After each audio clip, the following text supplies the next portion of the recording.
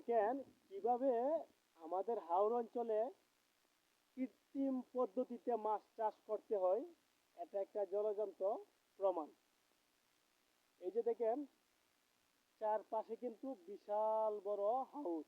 এই যে দেখেন কৃষকের জমির মাঠ, আর সেই জায়গায় অল্প একটু অংশ মাটি খনন করে কৃত্রিম পদ্ধতিতে মাছ চাষ করতেছে। এটা দেখে আমার সবচেয়ে ভালো লেগেছে যে এইরকম একটা হাওরের মধ্যে এই উদ্যোগটা নিয়েছে। এটার জন্য আমি তাকে সাধুবাদ জানাই।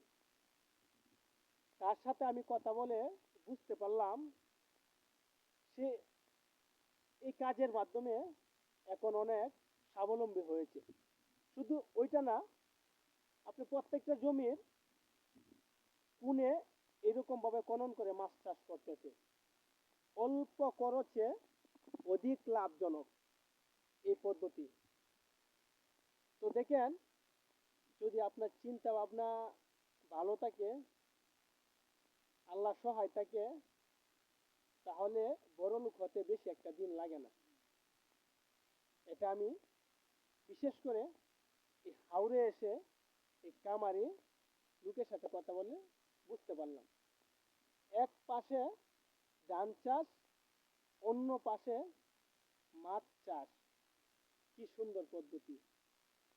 এটা যে কারো মনকে আকৃষ্ট করবে।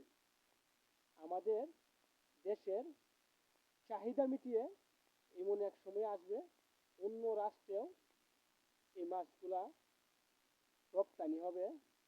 এটা আমরা মনে করি, যদি সুন্দর ভালোভাবে পরিকল্পনা করা যায়, আমরা অবশ্যই আমাদের দেশকে এগিয়ে নিয়ে যেতে পারবো।